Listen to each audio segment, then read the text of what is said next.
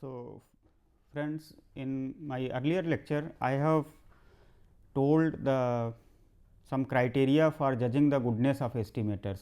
For example, unbiasedness is one criteria, consistency is one criteria. That means, if an estimator is unbiased, it is in general preferable to an estimator which is not unbiased.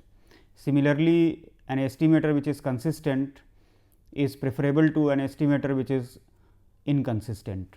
So, there are many other criteria which we will be discussing in the further discussion. Then we dwelt upon how to find out the new estimators or how to propose the estimators. We have mainly discussed two methods. One is the method of moments. The method of moments concentrated on equating the sample moments with the population moments and thereby obtaining the estimates of the parameters.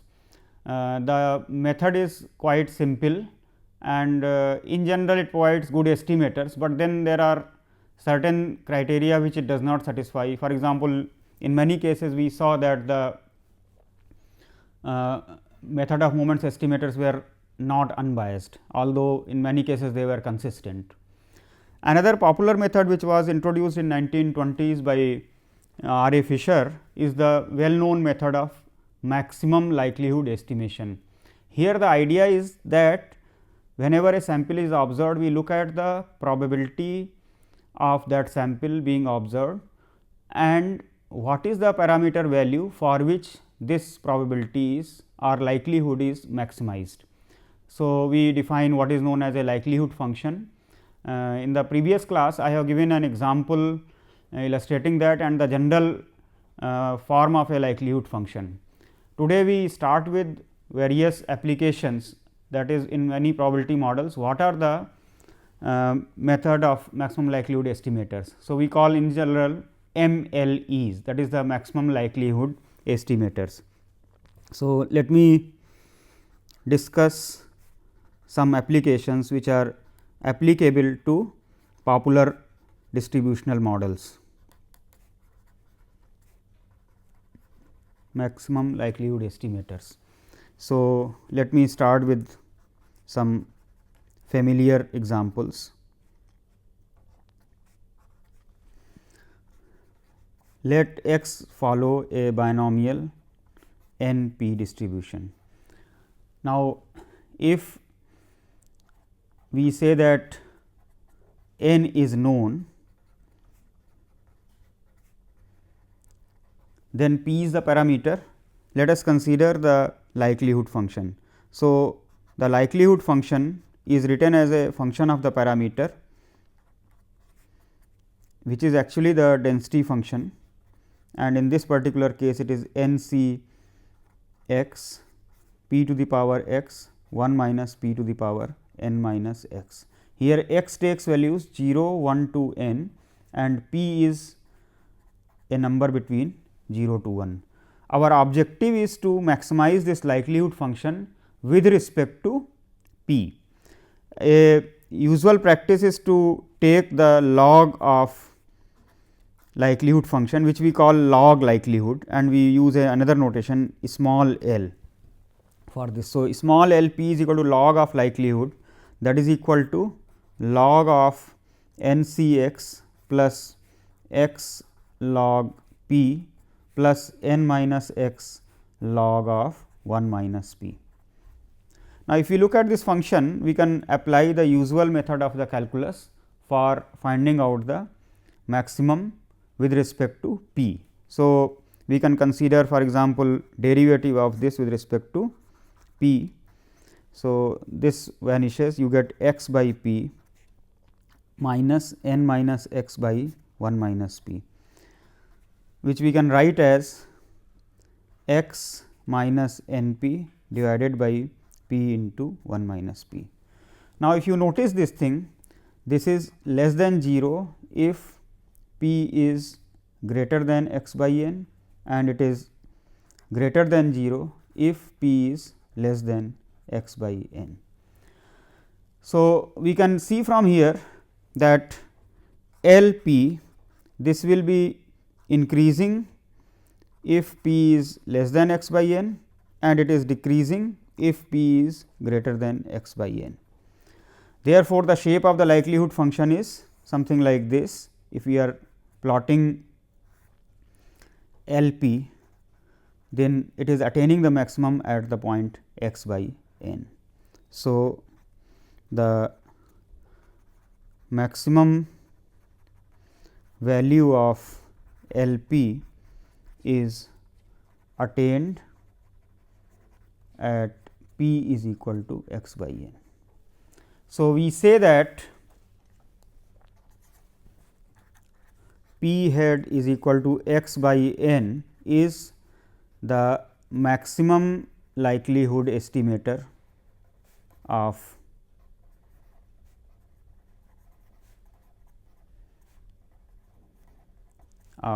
p.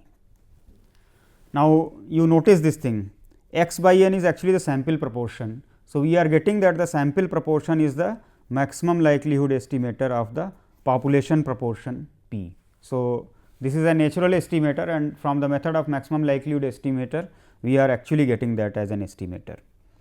Let me take some more examples for the popular distributional models.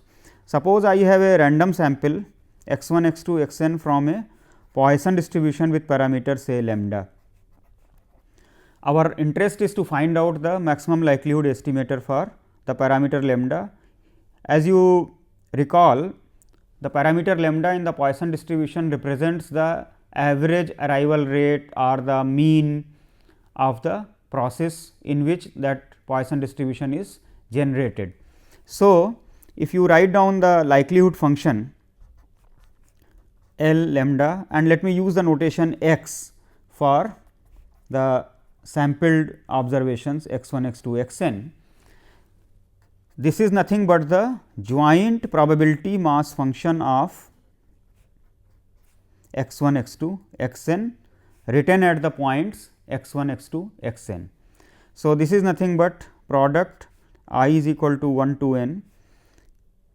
Now, this is for one particular x I, if we write, it is e to the power minus lambda, lambda to the power x I divided by x I factorial.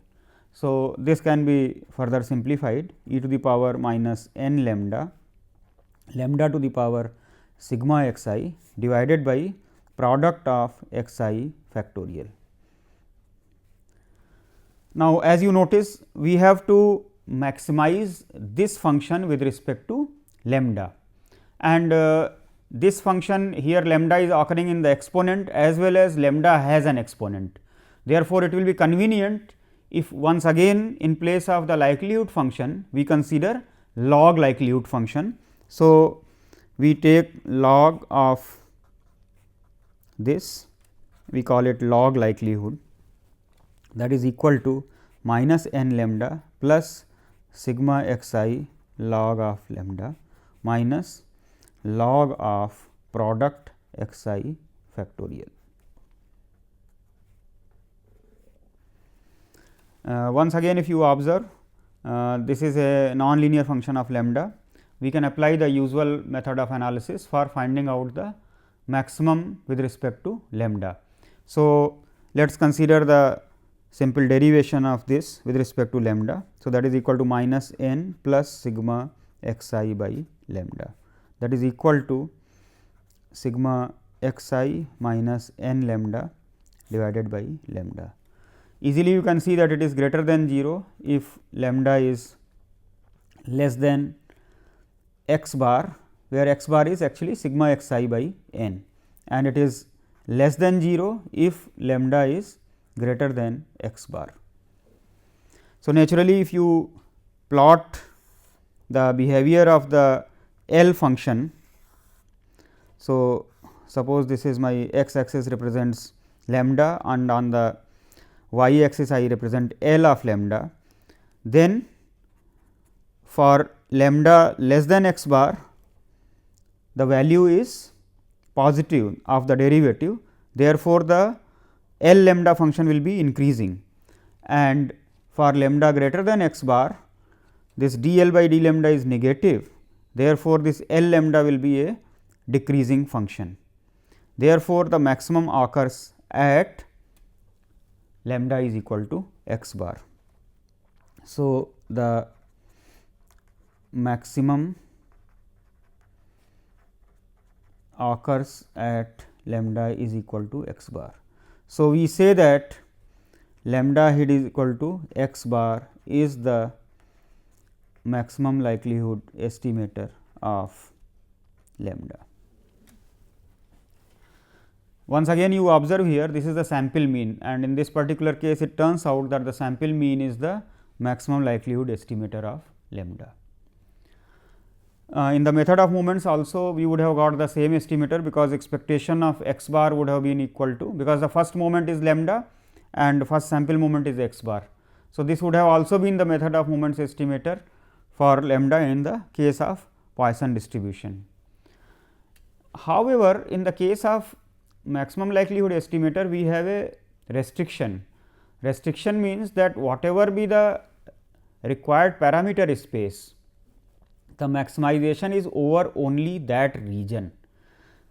That thing is not necessarily satisfied. Suppose we are considering the method of moments, because there we simply equate the sample moments with the population moments. We do not bother about what is the region of the parameter, that means the region where the parameter can vary.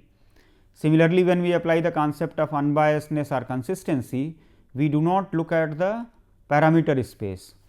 In that sense, the maximum likelihood estimation is more powerful and all encompassing procedure, because it takes into account what is the sampled observations as well as what is the required parameter space where you are actually considering the estimation.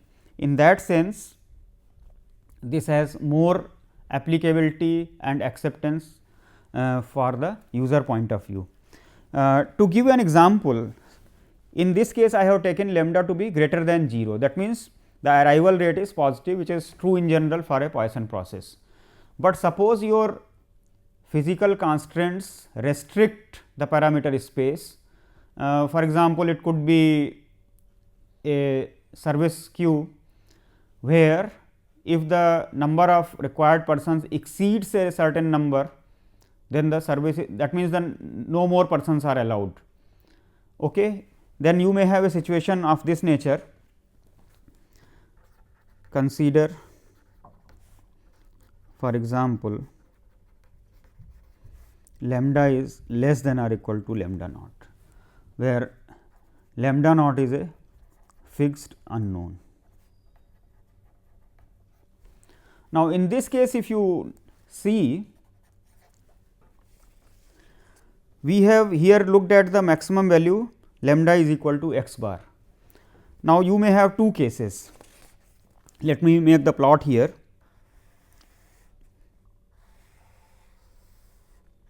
So, see this is x bar.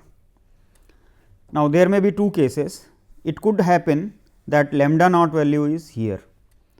If lambda naught is here, then the maximum of the likelihood function in the region 0 to, suppose this is starting point is your 0.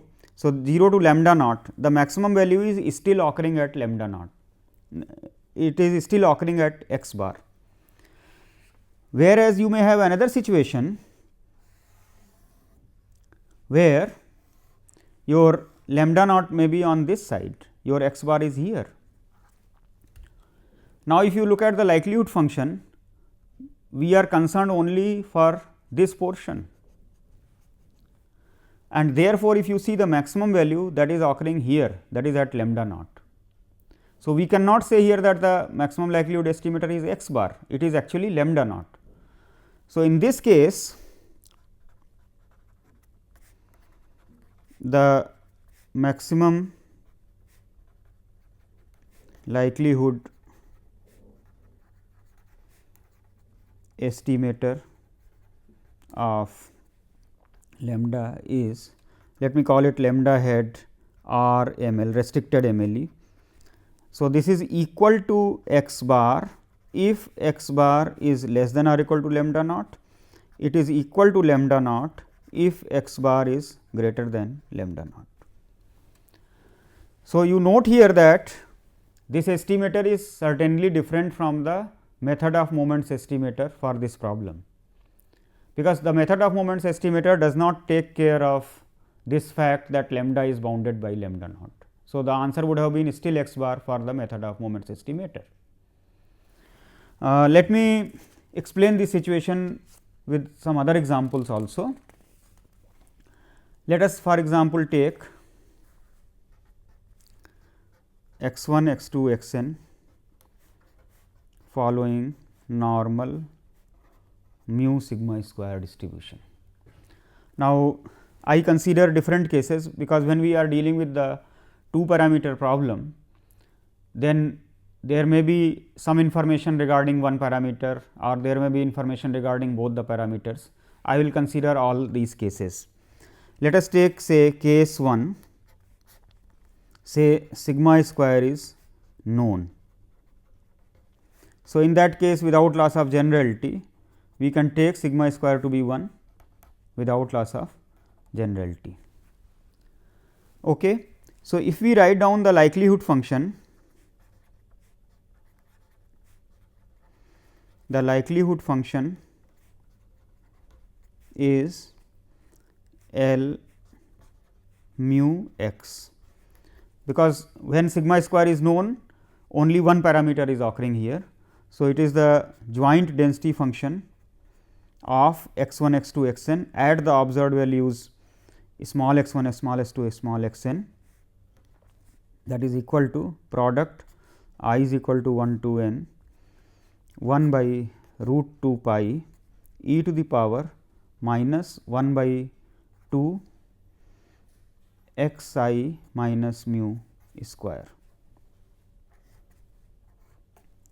Now, we try to write it in a slightly compact fashion. So, you get 2 pi to the power n by 2 e to the power minus 1 by 2 sigma x I minus mu square. So, as before you can see here mu is occurring in the exponent, therefore, it is beneficial if we consider the log likelihood. So, we consider log likelihood function as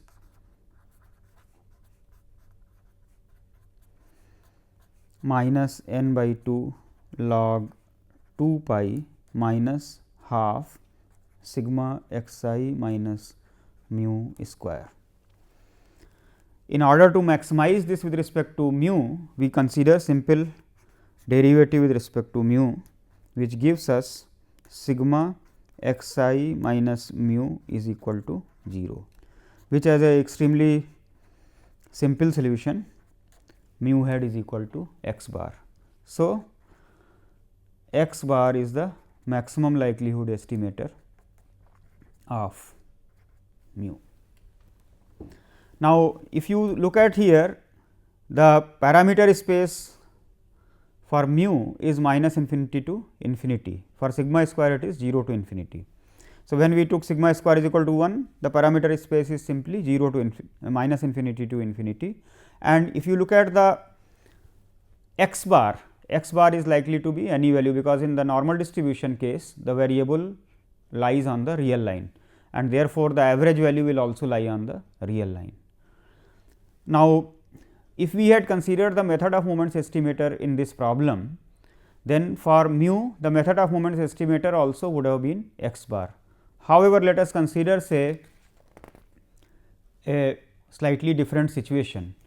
In the same case, suppose we know from the physical considerations that mean mu is either greater than or equal to mu naught, less than or equal to mu naught, or it lies in an interval say mu 1 to mu 2.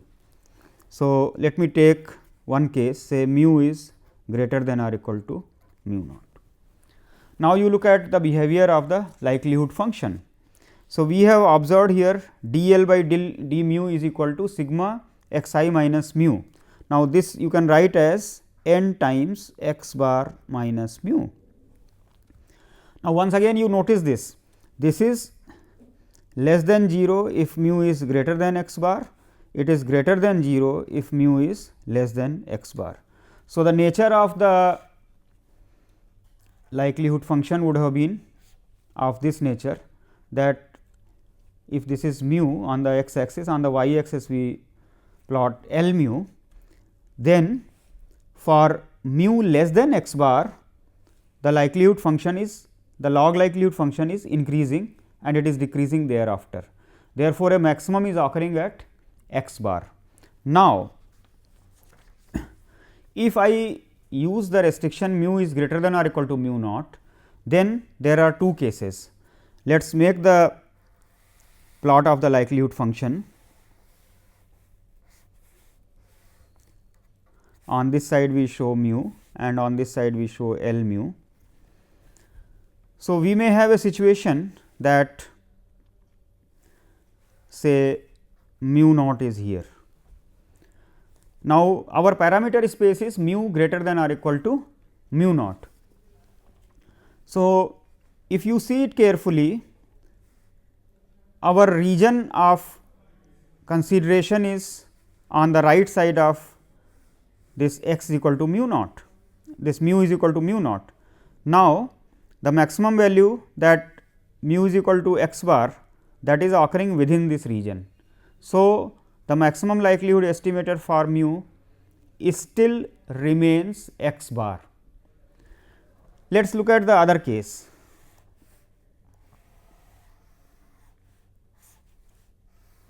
Suppose mu naught is on the right side here. Now, there is a problem, mu is greater than or equal to mu naught. So, our region of maximization is only this. Now, in this region if you see, the likelihood function is decreasing, the maximum value is attained at mu naught. Therefore, your formal maximum likelihood estimator has got modified. So, we in this case the maximum likelihood estimator of mu can be written as mu hat, let me put R m l just to denote a restriction, that is equal to x bar if x bar is greater than or equal to mu naught, and it is equal to mu naught if x bar is less than mu naught. Or we can also express it in this version, that mu hat R m l is equal to maximum of x bar and mu naught. So, immediately you can notice that it has got changed from the original maximum likelihood estimator, and therefore, it is certainly different from the method of moments estimator also, because this procedure takes care of the exact parameter space where the maximization problem is solved, which is not true in the method of moments estimator. I will consider other type of restrictions for this problem. So, let us take say mu less than or equal to mu naught. Now, if you take mu less than or equal to mu naught, we can go back to the same graph and see this. If mu is less than or equal to mu naught and mu naught is in this position, then our region of maximization is here. Therefore, the maximum value is occurring at mu naught. That means, I will say that mu hat R m l, it is equal to mu naught if x bar is greater than or equal to mu naught, and it is equal to, now in this case if you see, if mu naught is on this side, then our region of maximization is this full thing, and here the maximum is occurring at x bar. So, it is equal to x bar if x bar is less than mu naught. So, this you can also say in other words as mu hat R m l is equal to minimum of x bar and mu naught. So, notice here, if we have the full region, we get x bar as the maximum likelihood estimator for mu in the case of estimating the mean of a normal distribution when the variance is known. When there are certain restrictions like a lower bound placed or an upper bound placed for the parameter mu, then accordingly the maximum likelihood estimator gets modified. In this case, it is becoming maximum of x bar and mu naught, and in this case it is becoming minimum of x bar and mu naught.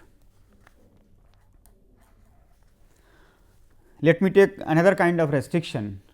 In many of the practical problems, it may happen that the mean mu lies between two values. For example, you look at the average income levels, you look at the average rainfall, you look at the average weight, average height. So, there are various parameters which occur in the practical situations, which are actually bounded in nature. They are not unbounded, that means, we cannot say that they take values from minus infinity to infinity. So, when that information is available to us, in that case we should utilize that and our estimator should reflect that. That means, let me take the third restriction of this nature, that say A is less than or equal to mu is less than or equal to B. Now, this is even more interesting. We look at the likelihood function as we have plotted in this particular case.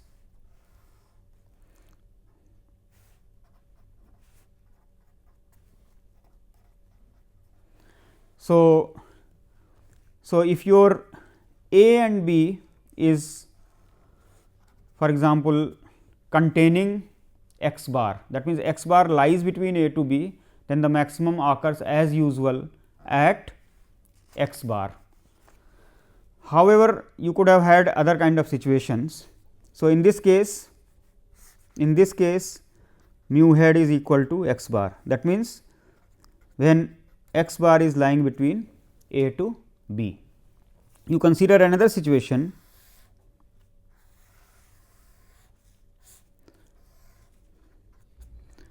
For example, A and B are here.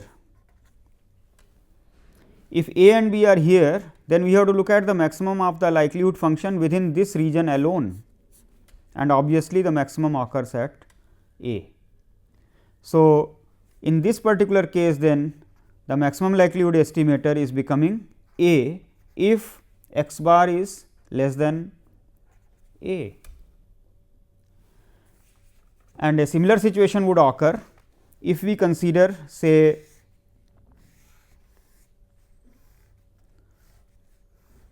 A and B are to the left of x bar.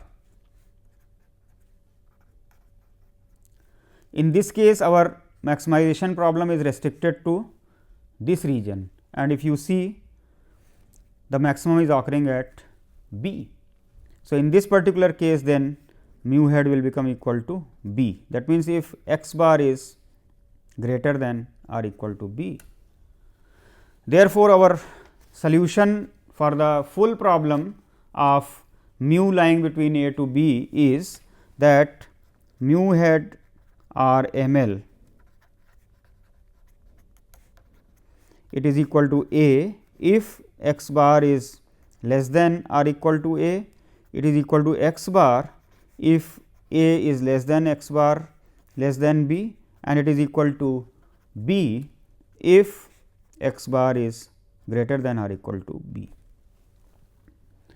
So, if there is any prior information about the parameter, the method of maximum likelihood estimation takes care of that. Now, let me take additional cases in the case of normal distribution. See, here we have taken the case for estimating mu, because sigma square was known. Now, you may have another identical situation where mu may be known and we may be interested in the estimation of sigma square. So, let us look at this situation then.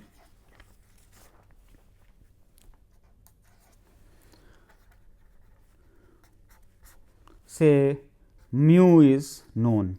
If mu is known, then without loss of generality we may put mu is equal to 0, because we can always shift all the observations by mu naught.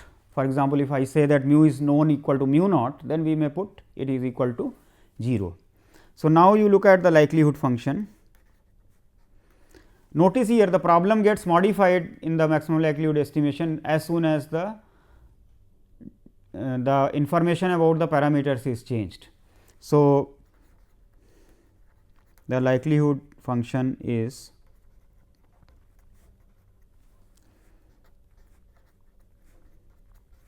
the product of the density functions of x 1, x 2, x n, that is equal to 1 by sigma root 2 pi e to the power minus x I square by 2 sigma square I is equal to 1 to n. So, we can write it in a more compact fashion. It becomes equal to 1 by sigma square sigma to the power n 2 pi to the power n by 2 e to the power minus sigma x I square by 2 sigma square. Notice here that sigma is occurring in the denominator as well as it is occurring in the denominator of the exponent. Therefore, it is beneficial to consider the log likelihood function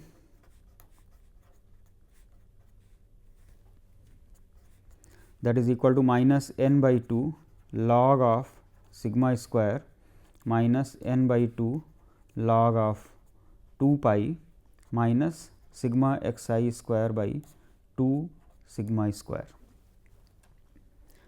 So, we consider the likelihood equation, that is d L by d sigma square is equal to 0. So, when you differentiate this, you get minus n by 2 sigma square plus sigma x I square by twice sigma to the power 4. Notice here that I am considering sigma square as the parameter. One may be misled by considering sigma as the parameter, and then you may be getting a slightly different derivative here. So, later on we will show that the two procedures will lead to the same answer, the identical answer. That means, whether you are considering estimation of sigma or you are considering estimation of sigma square, it should not lead to contradictory statements. Now, we write it in a slightly modified fashion, sigma x I square minus n sigma square by twice sigma to the power 4. So, notice here this will be less than 0 if sigma square is greater than sigma x I square by n, and it is greater than 0 if sigma square is less than sigma x I square by n. So, if we look at the plot of the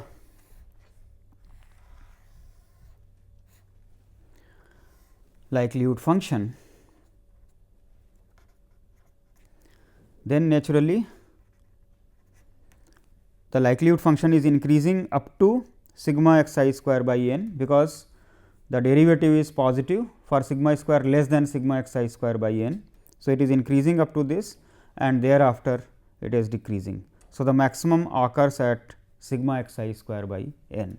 So, the maximum likelihood estimator of sigma square is, we will write m L just to denote that it is the maximum likelihood estimator, that is turning out to be 1 by n sigma x I square. Now, you can look at the variation. In place of mu is equal to 0, if we had put mu is equal to mu naught, then what would have been the modification? Here we would have got x I minus mu naught whole square. Therefore, when we considered the derivative here, we would have got the increasing and decreasing nature for sigma x I minus mu naught whole square by n. Thereby, the answer would have been 1 by n sigma x I minus mu naught whole square. So, now once again let me show you the effect of the prior information in this. Suppose on sigma square we have certain information, because as you know sigma square is the variance. Now, the variance or the reciprocal of that is known as the precision.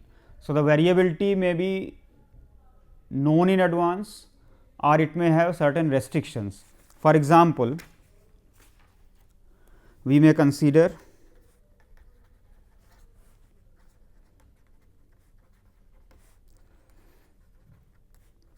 say restrictions on sigma square, say for example, sigma square may be greater than or equal to sigma naught square. Now, if you consider sigma square greater than or equal to sigma naught square, then in this case there will be two cases, because sigma naught square may occur here or sigma naught square may occur here. So, let us see.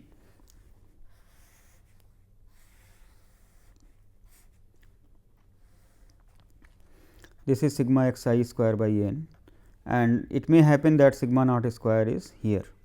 So, in this case the maximum occurs at this point, whereas if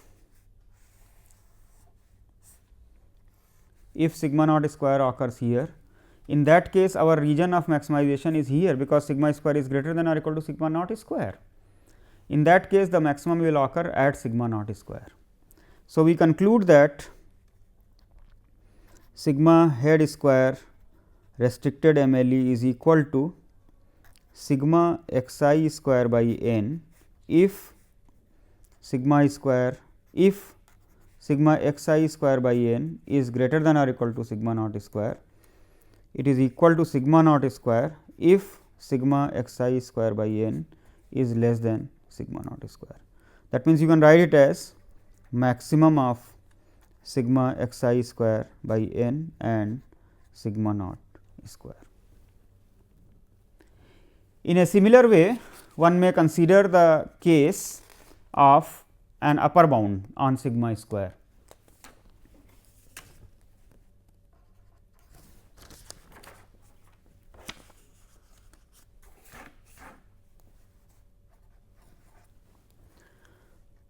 Let me take sigma square less than or equal to sigma naught square. So, once again if we look at the plot of the likelihood function,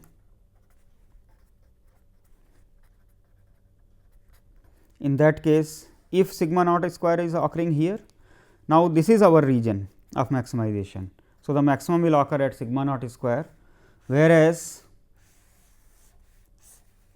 if sigma naught square occurs here,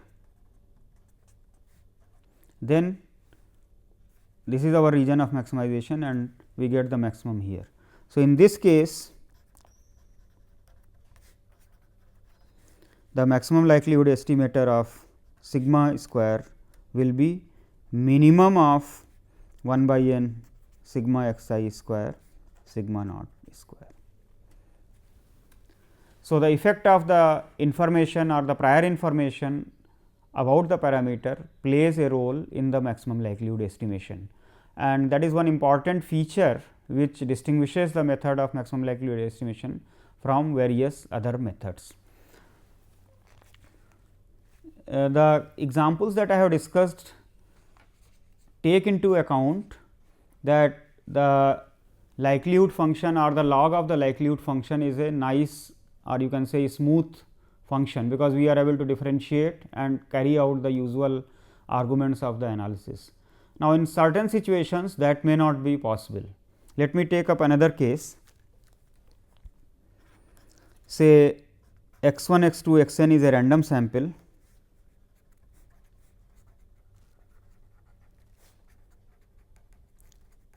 from uniform 0 theta distribution, where theta is the unknown parameter, which is certainly positive.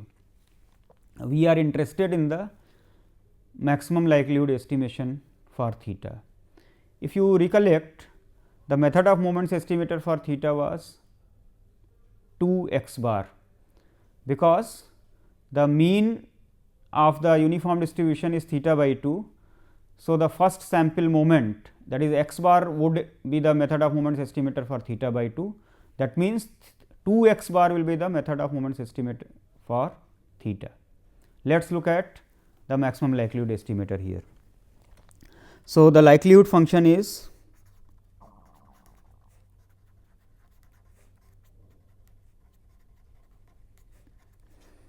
L theta x, that is equal to product of f x I theta, I is equal to 1 to n. Now, this we write as 1 by theta to the power n, because the density function of the uniform distribution on the interval 0 to theta, it is 1 by theta. So, it will become 1 by theta to the power n, but at the same time let us not forget that each of the x i's lies between 0 and theta. This is for I is equal to 1 to n. Now, we should also write that it is 0 at other places. Now, a common thing which we have been applying earlier, that you take the log of this and differentiate with respect to theta and put equal to 0. Now, in this case what it would lead to? You will get minus n log theta, and if you differentiate you will get minus n by theta, which you put equal to 0 will give you an absurd answer. The reason for this absurdity is that we have not taken care of the full likelihood function. The full likelihood function takes into account this portion also. So, we write it in a slightly more compact fashion as follows. We may write the likelihood function as 1 by theta to the power n 0 less than or equal to x 1 less than or equal to x n less than or equal to theta, or we can also write it as 1 by theta to the power n I. Here we can say that all the x i's are from 0 to x n and multiplied by x n itself lies between 0 to theta. Now, if you look at the maximization of this with respect to theta, now the theta is occurring in the denominator. So, that means what is the minimum value of theta? The minimum possible value of theta is x n. Theta cannot be below x n because of the observations, each of the observations lies between 0 to theta. So, L is maximized when theta is minimized, which is possible when theta is equal to x n. So, theta hat m l is equal to x n is the maximum likelihood estimator of theta, that is the maximum of the observations. So, you can see here the result is quite different from the method of moments estimation here, because in the method of moments we would have got 2 x bar. So, this is certainly different, and later on we will study the criteria that which one should be preferred here, that means whether MME is better here or MLE is better here, which one should prefer. So, we will discuss about those criteria later on. This example shows that one should not blindly use the differentiation and put equal to 0, because this will not give the answer in this particular situation. Similar thing would occur, for example, if I consider a 2 parameter uniform distribution. Suppose I take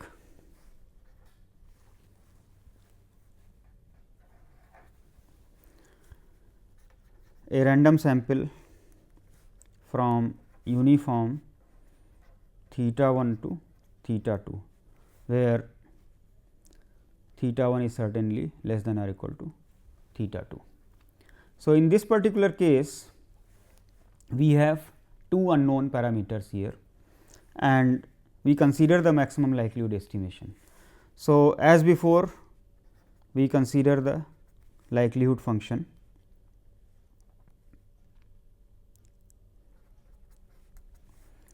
and this will be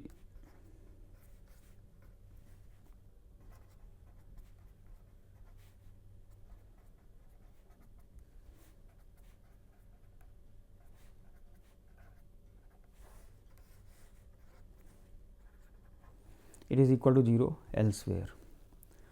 Now, you notice the likelihood function here. The likelihood function has theta 2 minus theta 1 in the denominator, which is a positive quantity, and we are looking at the maximization. That means, theta 2 minus theta 1 should be minimum. That means, theta 2 should be minimum and theta 1 should be maximum. Now, if you look at the nature of the observations, all the observations lie between theta 1 to theta 2. Therefore, the minimum of the observations is certainly greater than or equal to theta 1 and the maximum of the observations is certainly less than or equal to theta 2. So, L is maximized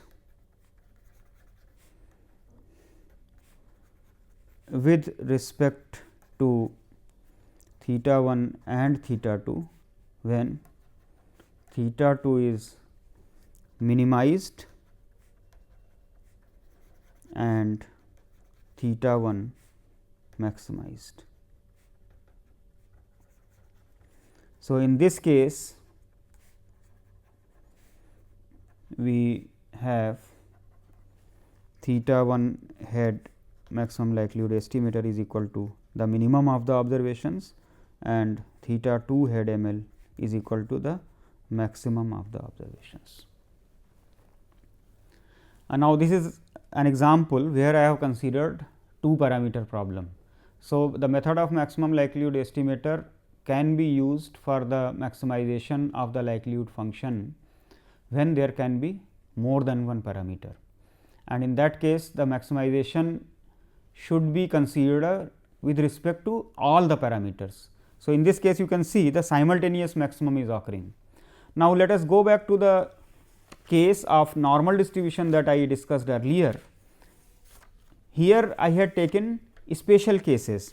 If you see carefully, if we consider normal mu sigma square here, I have taken sigma square to be known. So, in effect I have reduced it to one parameter problem. Similarly, if you look at mu is known, then once again the parameter has been reduced to sigma square alone. So, in effect this problem also reduced to one parameter problem. However, in general both the parameters in a normal distribution may be unknown, and in that case let us look at the solution. So, let me discuss in detail. So, we have x 1 x 2 x n, a random sample from normal mu sigma square as before. However, both mu and sigma square are unknown. So, in general you remember that in the normal distribution the mean parameter may vary from minus infinity to plus infinity and the variance parameter will be from 0 to infinity. Now, in this case when we want to find out the maximum likelihood estimator, we will like to find out for both mu and sigma square. So, let us write down the likelihood function.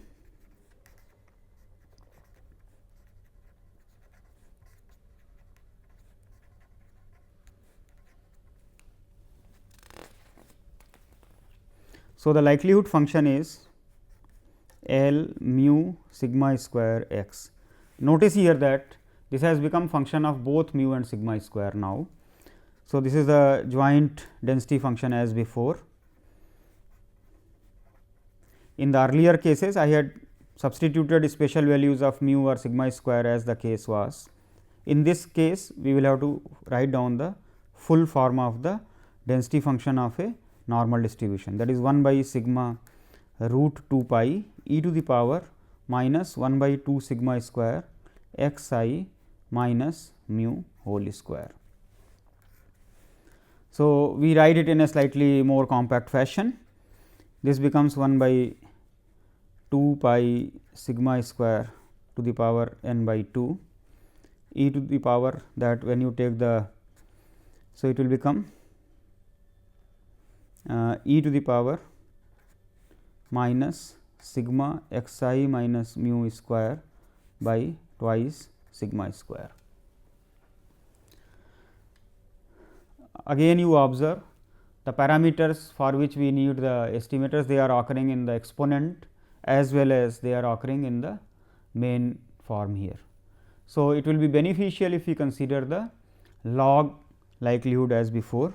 So, the log likelihood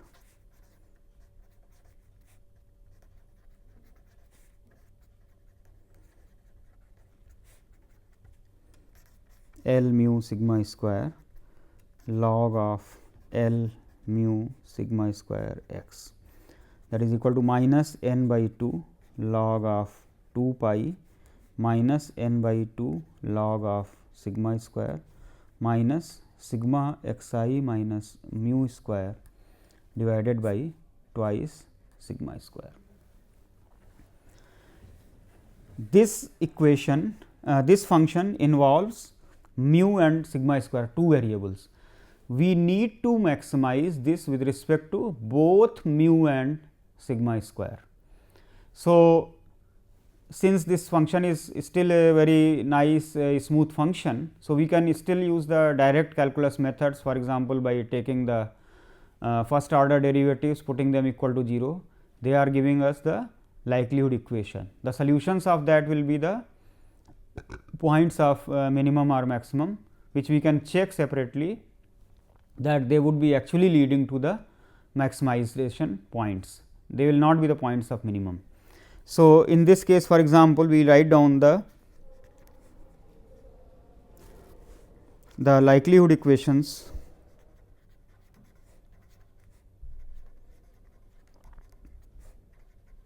The likelihood equations are del L by del mu is equal to 0, that is sigma x I minus mu by sigma square is equal to 0, which we can further write, because this can be easily simplified.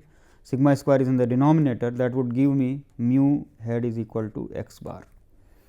The other equation is del L by del sigma square is equal to 0, which will give me minus n by twice sigma square minus plus sigma x I minus mu square by twice sigma to the power 4 equal to 0, which will give me sigma square is equal to 1 by n sigma x I minus mu head square. Actually, the equation is sigma square is equal to 1 by n sigma x I minus mu square. We substitute the value of mu from the first equation and substitute here. So, the maximum likelihood estimators then turn out to be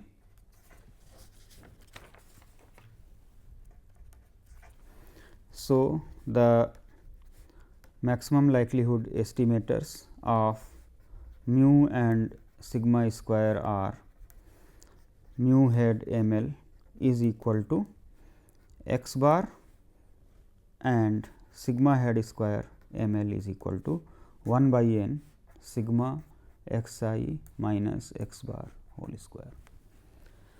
In this case, you may notice that these are the same as the method of moments estimator for this particular problem. But once again, as I mentioned earlier, the method of maximum likelihood can take care of many other possibilities also. For example, we may have say prior information about mu, say mu is greater than or equal to 0. In that case, once again we look at the likelihood function here, we are getting n x bar minus mu. So, if we plot the behavior with respect to mu, then the maximum is occurring at x bar, but if x bar is greater than 0, I will consider 0 here and this region is coming. So, the maximum likelihood estimator will be x bar. However, if 0 occurs on this side and then we have this portion, then the maximum will occur at 0. So, arguing as before,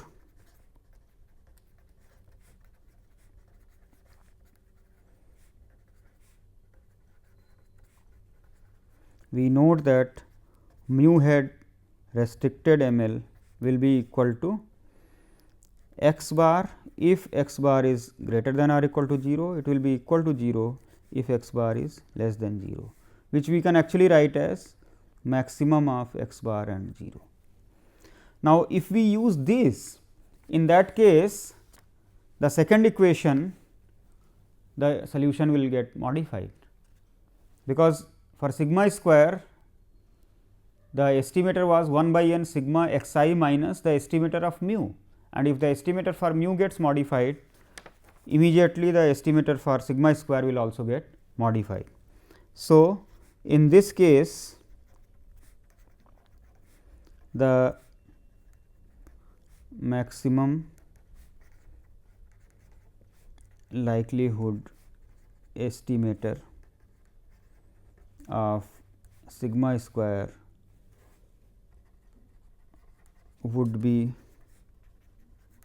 modified to